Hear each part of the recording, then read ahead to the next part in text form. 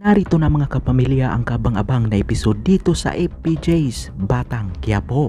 Sa patuloy na sagupaan na magkabila ang grupo ay mas lalong naging tagilid.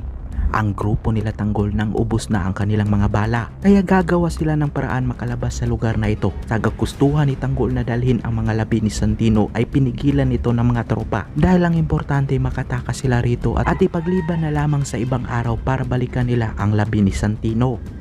Samantalang naiinis sa galit si Rigor na matakasan na naman ito nila Tanggol. Pero ang hindi niya katanggap-tanggap ang pagkawala ni Santino at siya pa mismo ang nakatama nito. Halos mabaliw si Rigor sa pagsisisi ng nadamay lamang si Santino. Sa personal niyang galit kay Tanggol, si Santino biglang sumulpot si Marites at galit na galit ito kay Rigor dahil sa kanya nawala si Santino. Habang nagawa pa ni Rigor na isisi kay Marites bilang inan ang dahilan sa pagkawala ng anak nila. Talang nahihirapan ng makagalaw ang mga gerero sa labas ng araw-araw silang dumugi ng mga nagpoprotesta laban sa kanila. Balak na ni Miguelito na ubusin ang lahat ng mga nagprotesta laban sa kanilang pamilya.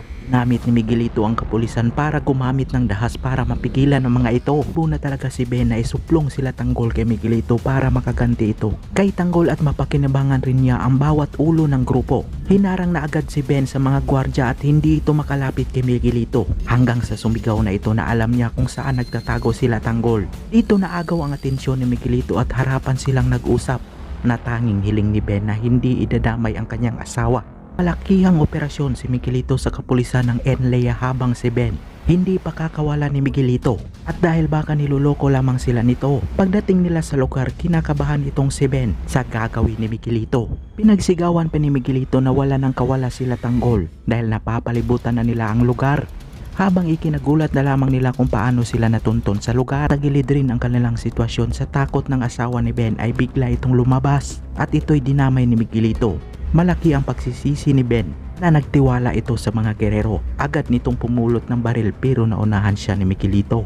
Dahil sa lakas ng pwersang ibinigay ni Miguelito, dito na sa pulang isa sa mga tropa ni Tanggol na si Thanos at sumunod pa si Bulldog. Gagawa ng paraan sila Ramon at Tanggol na makatakas dahil tagilid ang kanilang posisyon at lalo nang ubos na ang kanilang mga bagay. Makakatakas pa kaya sila Tanggol sa paglusob ni Miguelito? Kung oo, i-like at subscribe. Salamat po sa inyong panonood.